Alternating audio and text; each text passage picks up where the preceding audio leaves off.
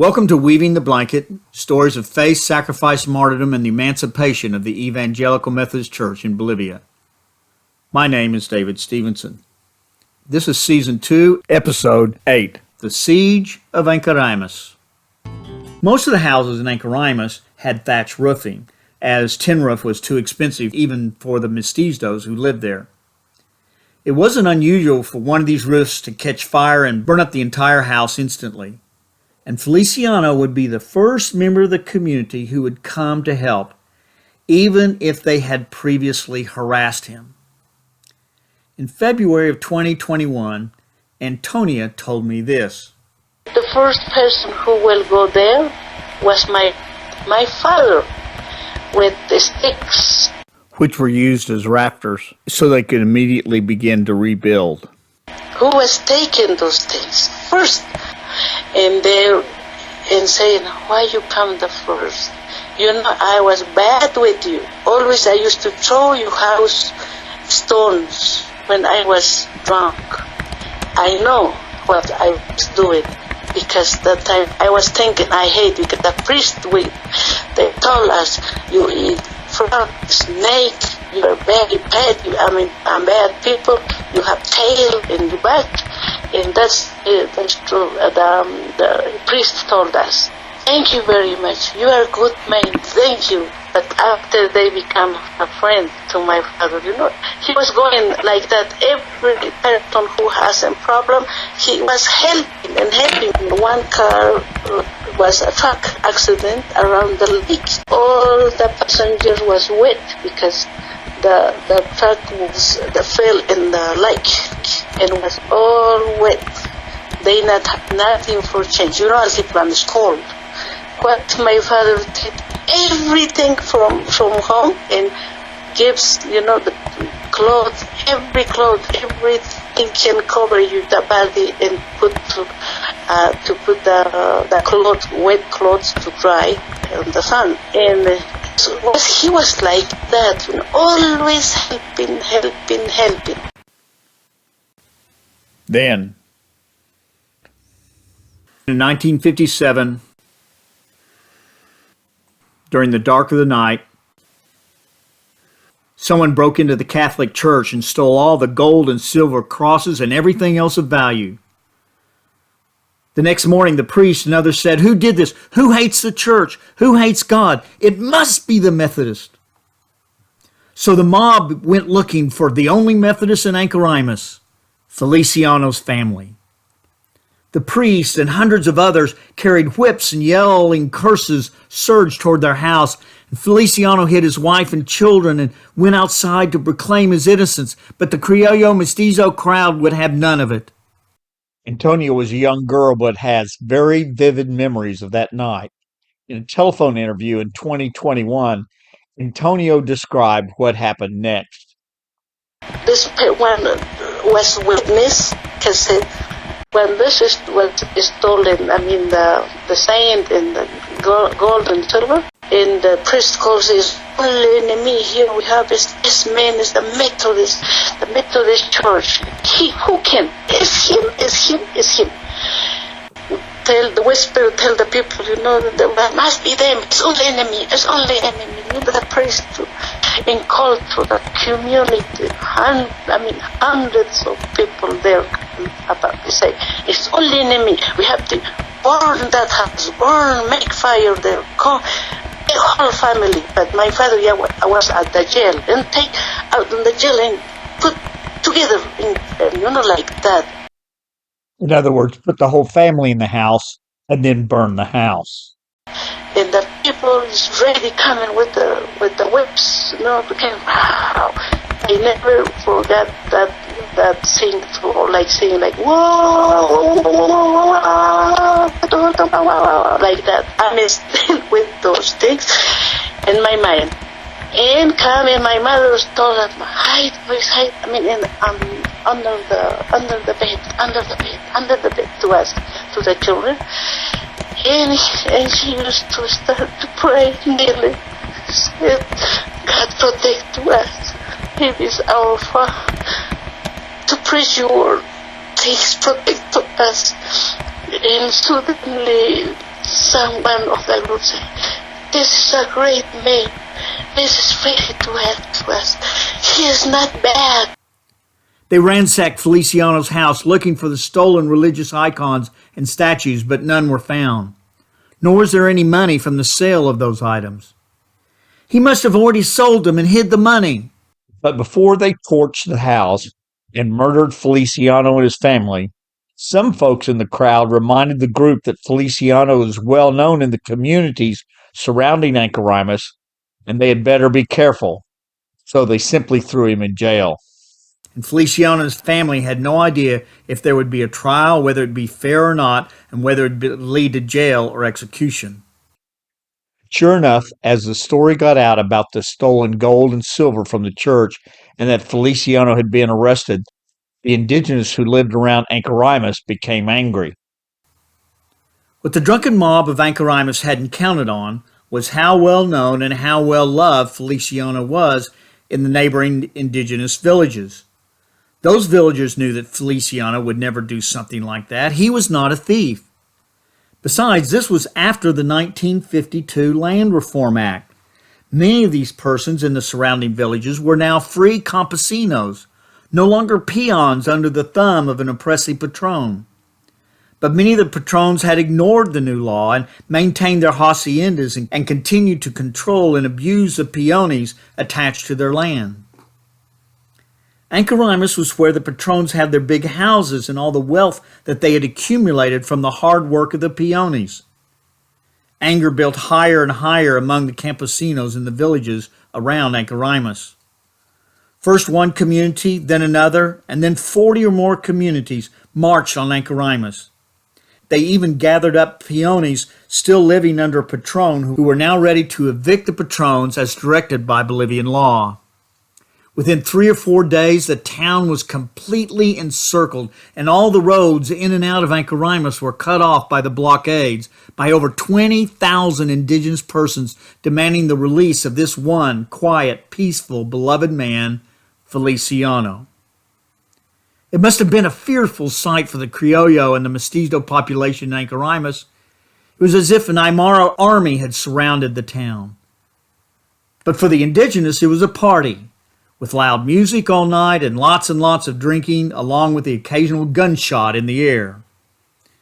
The crowd whipped itself into a frenzy. Now it wasn't just about Feliciano. Who really stole the artifacts from the church? We must find who stole them. And these are the home of our oppressors.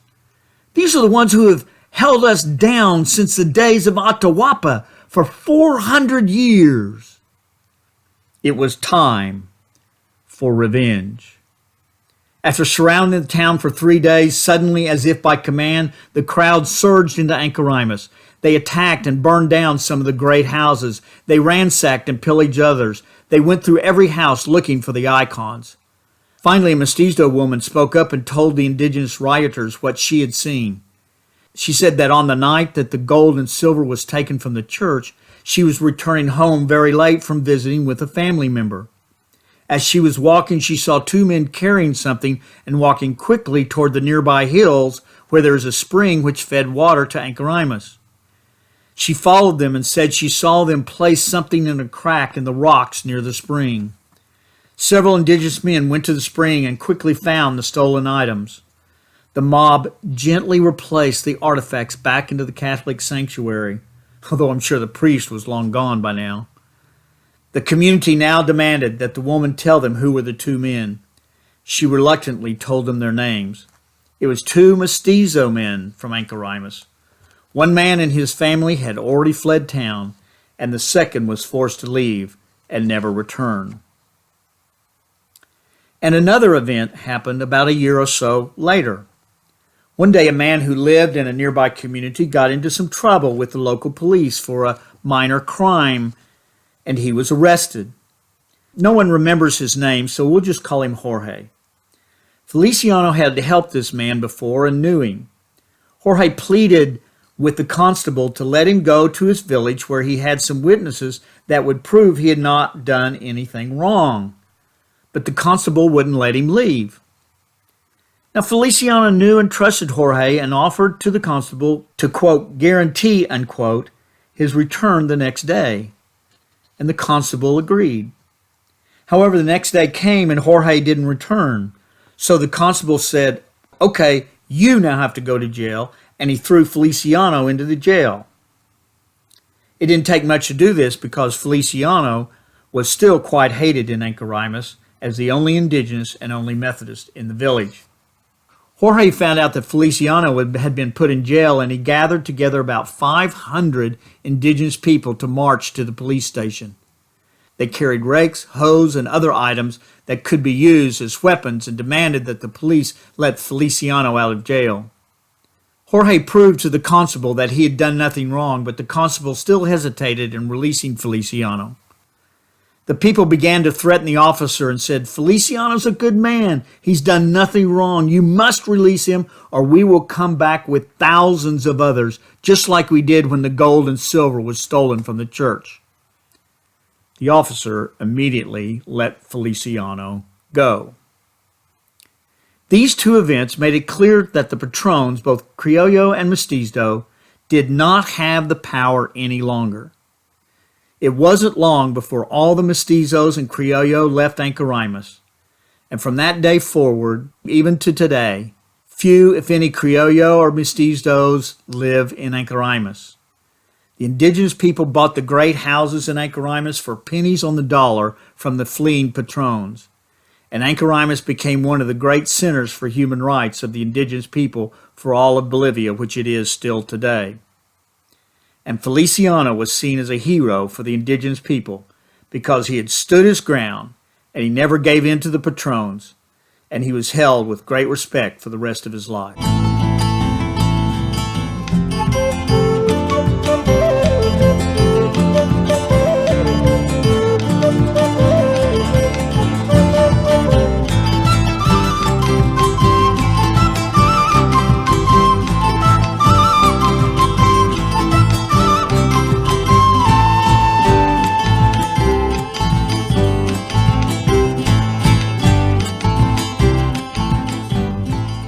Now the Becks missed all this as they had retired before it all happened, but neither God nor Bolivia was through with Dr. Beck. In 1963, Dr. Beck and Bessie were traveling in Argentina visiting Ward College, which they had founded. He received word that 2 doctors had been killed in an accident. These doctors had been serving the clinic at Ancoraimes. Would he come in and fill yet again? So at 75, Dr. Beck returned to Bolivia and his beloved clinic in Ancoraimes. Ancoraimes had changed. It was no longer primarily Hispanic. Because of the events of 1957 surrounding Feliciano, the patrons and mestizos had left Ancoraimes. It was now an important indigenous town and the center for human rights for the indigenous people. And Dr. Beck's little 3-bed clinic was overwhelmed. So Frank, at the age of 75, decided to build and upgrade the clinic into a hospital right there in this indigenous rural town. It was a radical idea, and Bessie wanted a school for nursing to be attached. Here's how Feliciano's daughter, Antonia Poma, daughter of Feliciano, described it to me in 2011. Dr. Beck said, we need a hospital because people came from different communities far away, close to Peru. They came, even that time came from the Yungas, the Lord. Wow. From that very... To the health clinic before the hospital was built. Place. Yes, for surgeries. After Dr. Beck, they left and they had surgeries. It was very prestigious hospital, very known everywhere in the Altiplano. This time he knew how to do it. The new hospital, later named the Frank Beck Hospital, was completed within a year with a permanent medical staff, and it's still there today. In May 1964, Frank and Bessie Beck retired for the last time with a joyous celebration. The words of love from dozens of people, the famous and the powerful, the poor and the unknown. In a cloud of confetti, the Bolivian government gave Frank the highest non-military honor available to a person of Bolivia, the Order of the Condor of the Andes, for his commitment to the Bolivian people. It's hard to overstate the importance of these events in Camada and Ancoraimes with regards to the health and education of the indigenous people of Bolivia. In the 1970s and 80s, when the government had no rural clinics in the entire country, the IEMB had 7. The church opened schools all over Bolivia. The government finally also began to develop public schools for the entire population of Bolivia, including the indigenous people living in the Campo. During the 1960s, local communities would sometimes become frustrated with their government-run public schools. The administrators would embezzle funds intended for the school to improve the students' education. Lazy, incompetent teachers were more often the norm instead of the exception. Soon, communities coerced the government to allow some of these rural public schools, if the community chose to, could turn the administration over to the Methodist Church. Soon, many of the rural public schools were administered by the church, and wherever there was a school, there was a Methodist church. In 1991, I was invited by the leadership of the IMB to attend a ceremony at Inca Catarapi. Inca Catarapi is a small Aymara village high in the Andes. The civic leaders had contacted the IMB to say that they wished to become a, quote, Methodist village, unquote. The IMB leaders had no idea what they meant by that, but they invited me to go along with them to visit the community and find out. When we arrived in Inca Catarapi, there was a great formal meeting in which the community turned over the administration of the local school to the church. Then the mayor declared that from now on, during important civic meetings or celebrations, it would be the Methodist pastor, not the Catholic priest, who would attend, speak, and pray at those public events. Thus, they were the first self-proclaimed Methodist village. Today, there are many American institutes around the country. The Methodist Church of Bolivia is considered the educator of the Aymara people, and increasingly the Quechuas and other indigenous peoples of Bolivia.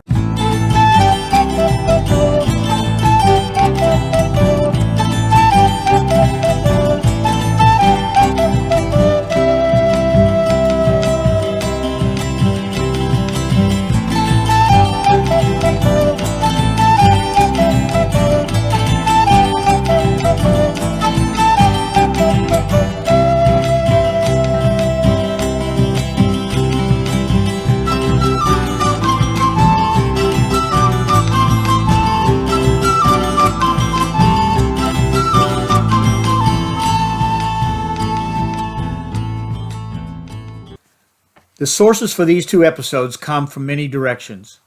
The Beck story comes from several resources. I have an out-of-date publication pamphlet entitled Dr. and Mrs. Fix-It, the story of Dr. Frank and Bessie Beck by Natalie Barber, done by the now defunct Friendship Press of New York.